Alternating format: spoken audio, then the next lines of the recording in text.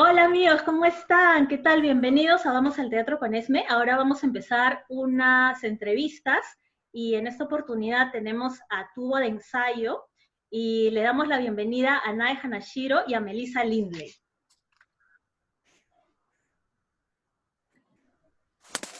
Hola. Hola, hola chicas, qué gusto tenerlas acá. Antes de empezar la entrevista, ¿quisieran tomar algo? Sí, dale, un café para mí está Un bien. cafecito. Ya, vale, vale, acá está, toma. Sí, a mí un té, Y por ahora favor. con cuidado que está calientito. Un tecito, perfecto. Acá yo justo ya lo tenía listo. Acá, a ver. Uy, Cuidado, cuidado, que espérame. quema, porque Uy, hace mucho frío. ahí está. Ya, Estupendo, listo, chicas. Yo sí, también, yo acá también está tengo mi calientito. bebida, sí. Sí. Bueno, quería preguntarles primero, ¿cómo así nació el colectivo Tubo de Ensayo?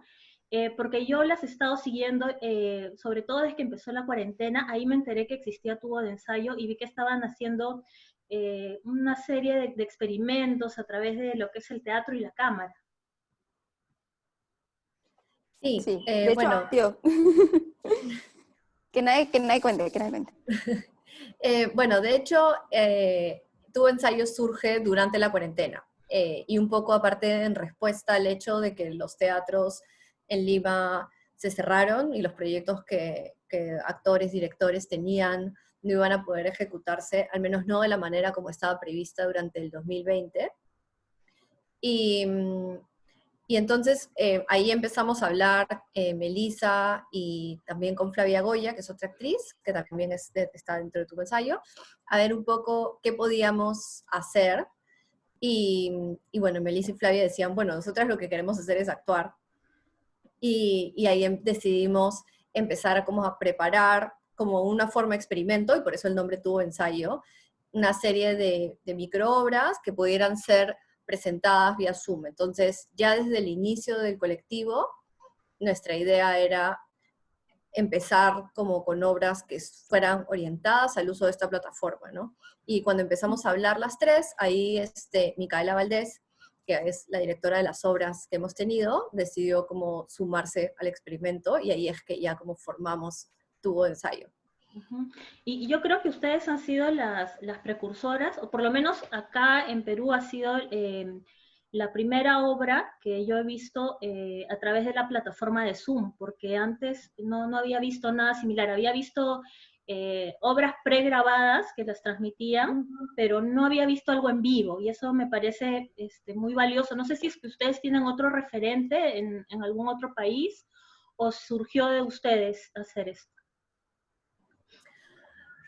Bueno, de hecho, en, este, en, en Canadá, yo ahora en este momento estoy estudiando un doctorado en la Universidad de Toronto y estaba viendo que estaban organizando distintas iniciativas. Todavía no había visto ninguna cuando nosotras comenzamos, pero sí digamos que hem- hemos estado como al inicio, porque de hecho además la primera obra la estrenamos como a mediados de abril.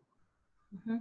Entonces Sí. fue como bastante pronto. En ese momento, como mencionas, en Perú habían bastantes iniciativas de poner obras que habían estado antes en cartelera y que habían sido grabadas y presentarlas bueno, en televisión, en Facebook Live, etcétera. Es que creo que hasta este punto como que la comunidad artística aquí en Lima todavía no se percataba de la gravedad de la situación, o al menos no queríamos creer que esto iba a durar mucho, ¿no? Porque cuando recién empezó la cuarentena eran solamente 2 semanas.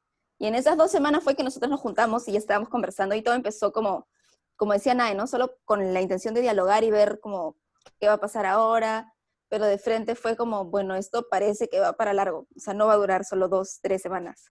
Entonces, creo que lo que jugó a favor en ese sentido fue aceptar la realidad bastante rápido, por un lado, y por otro, no tenerle tanto miedo a las plataformas digitales, online, virtuales, porque sí hubo mucho este debate de esto es teatro, teatro. Había mucha gente que no se atrevía a llamarlo teatro, no se atrevía a lanzar una obra que ellos habían pensado para el teatro en un formato digital. Y lo bueno, creo, de nuestro lado fue que no, si bien tuvimos ese debate mucho, no dejamos que nos frene, ¿no? Nos bloquee el camino creativo. Entonces creo que por eso podemos responder relativamente rápido y sí, yo creo que fuimos, si hubo alguno antes, otros no me enteré, pero lo Sí, hicimos sí. sin referente, o sea, sin haber visto ningún referente aquí al menos. Y eso me parece genial, o sea, por lo menos yo tampoco no vi antes una obra ya terminada, y yo recuerdo que vi la primera y he visto la última, o sea, vi la primera que era Pausa, el nombre era O cómo me preparo para el fin del mundo, la segunda que era Pausa o el elefante sobre la pelota, esa no la llegué a ver, y la última sí la he visto, Pausa o la canción del enanito, y he visto que hay una evolución tremenda en cuanto a la Sí, propuesta de las cámaras y todo. Me gustaría que me cuenten cómo ha sido eso, a qué retos se enfrentaron, qué dificultades, pero también qué oportunidades han encontrado en este nuevo formato de hacer, de actuar, de presentar una historia. uh-huh. Yo creo que ha sido, o sea, de repente si hubieras podido ver la del medio, la que no viste, que era el empezar la pelota, te hubiera quedado mucho más claro el proceso como de crecimiento y de cambio y de cosas distintas que hemos ido probando. Perdón que mi gato esté en primer plano, le encanta estar en primer plano.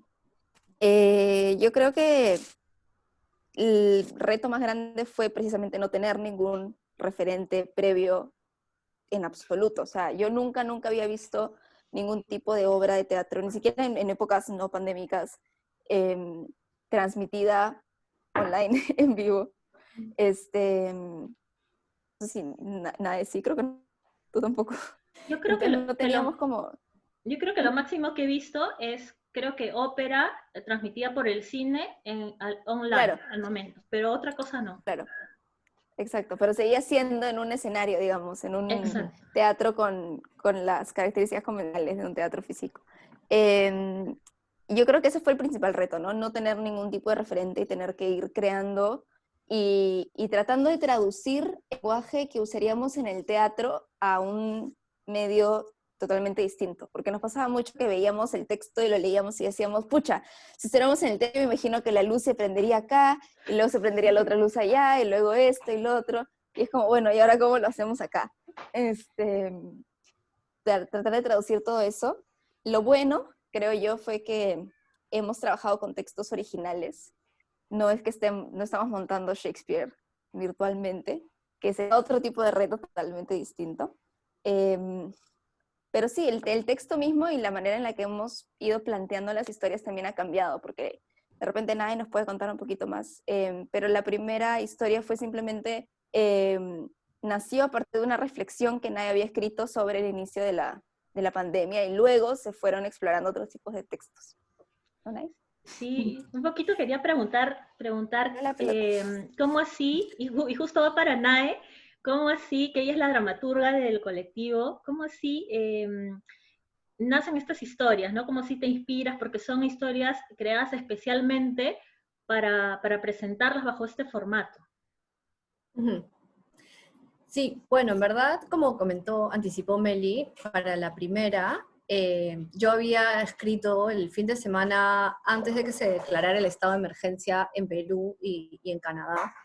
Había estado escribiendo como una serie de reflexiones que no habían sido pensadas ni para publicarse ni nada, era más como yo reflexionando sobre distintas cosas.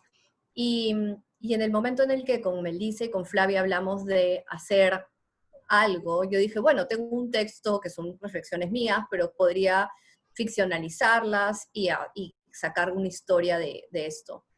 Entonces, ahí fue que empecé a jugar con el texto, a crear la dinámica de un diálogo que una persona tiene consigo misma. Entonces, en verdad era como un personaje desdoblado en dos. Y a partir de eso fue que salió esta primera. Entonces, en el caso de la primera obra, digamos, hay un componente No, no es autobiográfico para nada, y aparte ya también en un momento el personaje empieza a tener reflexiones que no son las mías, pero sí surge de una reflexión inicial que no había sido pensada como para el teatro, bueno, para una performance virtual. Mientras que para las otras, ya yo sabía que estábamos trabajando como equipo y que queríamos hacer obras en el formato de Zoom, y entonces las historias mismas ya estaban como planteadas para ser presentadas bajo este formato, y queríamos buscar situaciones que, que se prestaran para esta situación, ¿no? O sea, entonces la idea era como, por ejemplo, qué tipos de situaciones nos enfrentamos ahora en este nuevo contexto. Por ejemplo, ¿no? El hecho de tener que tener una terapia virtual. Entonces, Elefante sobre la pelota es Paula, que es interpretada por Melissa, que tiene una sesión de terapia con su psicóloga, que es interpretada por Flavia Goya, y cómo ellas intentan encontrarse en medio de este desencuentro del hecho de tener una terapia virtual. Y claro que es un tema muy actual porque justo ayer conversaba con una amiga psicóloga y me estaba contando que ella también está haciendo este tipo de terapias con su consultorio, ¿no? En esta época es tan necesario. Y te quería preguntar, justamente como estás comentando, de estas situaciones cotidianas, la obra, la que se está presentando ahora, que es Pausa, la canción del enanito, es una situación que a cualquiera de nosotros nos podría pasar o a alguien muy cercano, y es una obra bastante, bastante íntima también y bastante... hay mucho cariño, yo veo en esa obra. ¿No? ¿Nos podrías contar un poquito cómo así surgió la idea, cómo así la desarrollaste? Porque es un tema muy lindo, la verdad, quedé encantada. Yo así. Bueno, muchas gracias. Gracias. Bueno, de hecho, en este caso, dentro nuevamente de las distintas situaciones, está el hecho de hablar con tu familia virtualmente, que además tengo una experiencia, yo como hace 3 años que estoy viviendo en Canadá, ya es como, y bueno, Melissa también, su papá, bueno, en este momento no está en Perú, entonces teníamos, y Micaela, la directora, vivió un tiempo en Buenos Aires mientras estudiaba la carrera, entonces teníamos también estos puntos de encuentro de las conversaciones a distancia con la familia. Yo tenía esta idea de, bueno, que sea una conversación entre un padre y una hija. Javier ya además se había un poco animado a ver de participar en el proyecto, entonces yo dije, bueno, si tenemos la oportunidad, mejor aprovecharla y escribir un texto que pueda aprovechar esta posibilidad. Y, y entonces lo que un poco a mí me motivaba era ver, bueno, explorar la forma en la que lidiamos con esa distancia, ¿no?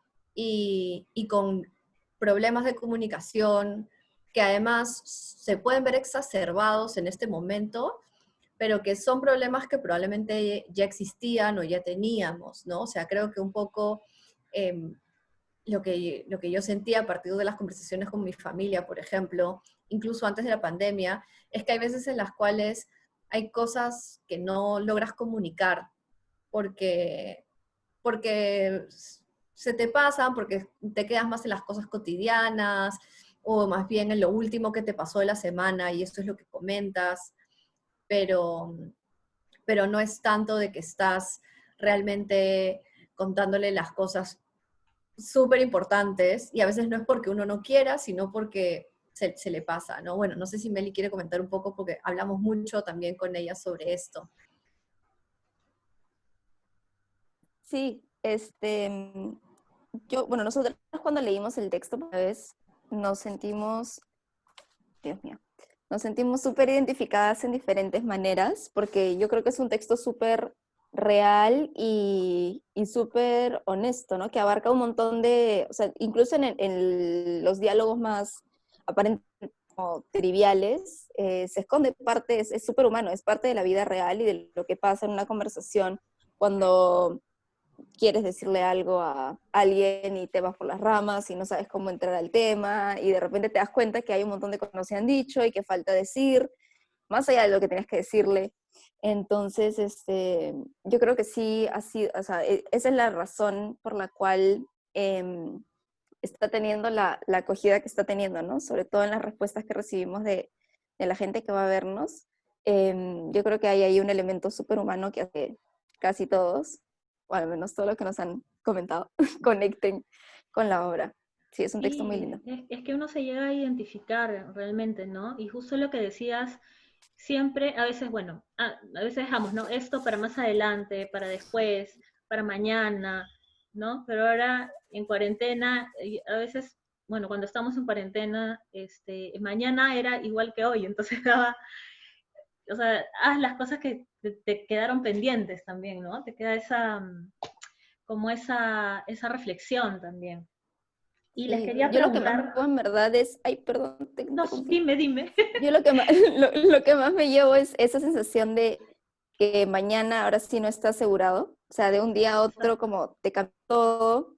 Entonces, todas esas cosas que decías, después las hago y ya no pudiste hacerlas. O sea, no quiero ir a comer ceviche ahorita, voy después. Después me compro esa casaca que necesito. Después voy al dentista. Después voy a arreglarme el pelo. Y un día no pudiste más.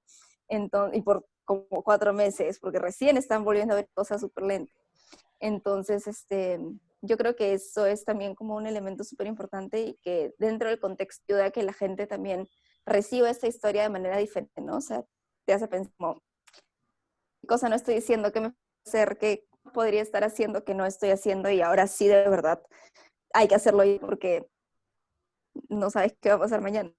Claro, Y es es que un dicho como muy común, ¿no? Que mañana no está asegurado, etcétera, pero creo que la gente no se lo toma muy en serio hasta que pasó esto.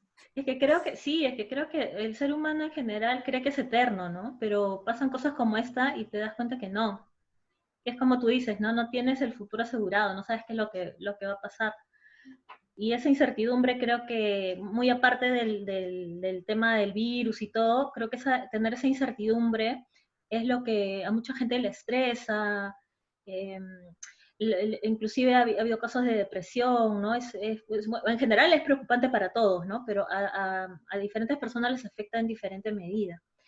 Y bueno, chicas, les quería, bueno, yo sé que la obra quedan solamente 4 funciones, que va el 16 de julio a las 8, el sábado 18 a las 11, el jueves 23 a las 8 y el sábado 25 a las 8. Son 4 fechas que quedan. eh, y quería que me comenten cómo es para adquirir las entradas, cómo hacemos para poder ver la obra. Sí, Meli. Ok, ya. Bueno, en verdad las obras las estamos presentando por Zoom y los links de las funciones para registrarse están en nuestras cuentas de Instagram y de Facebook. En Instagram nos encuentran como tubo.de.ensayo y en Facebook como tubo ensayo. Y las obras en verdad son de ingreso libre. La temporada esta de pausa que comprendió estas 3 microobras la hemos hecho de ingreso libre para que más gente pueda verlas. Y más bien lo que estamos fomentando es la contribución voluntaria. Entonces, hemos puesto a disposición del público las cuentas de Melissa para que nos puedan como dar una contribución que nos permite darle sostenibilidad al proyecto y seguir montando obras de esta manera. Entonces, Meli, no sé si quieres detallar un poco más sobre las modalidades de contribución. Sí, me dije tesorera no oficial porque tenía cuentas en bastantes bancos, entonces como para facilitar y centralizar todo a un solo nombre, ¿no? Para que no sea tan complicado. Bueno, hemos habilitado cuentas en todos los bancos principales y también las aplicaciones de tipo Yape, Luquita, Tunki, Plin, todas. Así que en verdad es súper sencillo, la manera que les sea más fácil hacer la transferencia puede ser por la aplicación, puede ser por internet, depósito directo, aunque ahora se recomienda no manejar muy efectivo, cuidarnos la salud y todo eso. Y bueno, para nuestro público que está en el exterior, que sí tenemos habilitado un PayPal, por si quieren contribuir desde fuera. Así Genial. que está súper, súper, súper accesible para todos y en verdad agradecemos mucho todas las colaboraciones porque eso nos permite seguir montando más y hacer cosas cada vez más locas.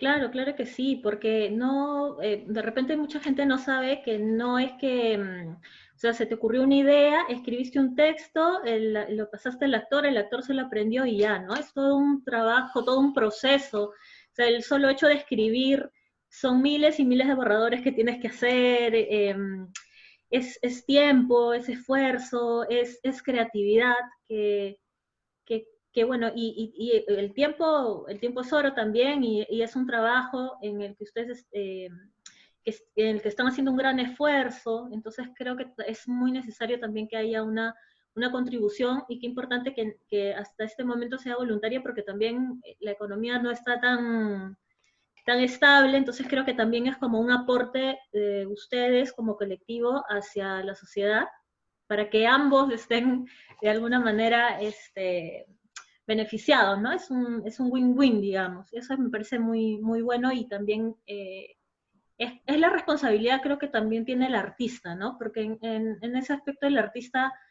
y esto mucho se ha criticado y se ha conversado, inclusive al comienzo de la pandemia, si el arte es necesario o no. Yo creo que sí es necesario,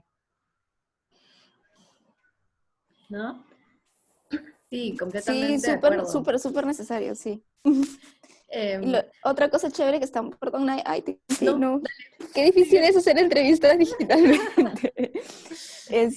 Bueno, como para complementar un poquito tu punto, Esmeralda, también nos gusta poder democratizar un poco el teatro, ¿no? Y hacerlo un poco más accesible a un público que quizás anteriormente por un tema, ya sea de ingresos o de que los teatros le quedan muy lejos, porque siento que los teatros están súper, súper centralizados, Ujú. o tres.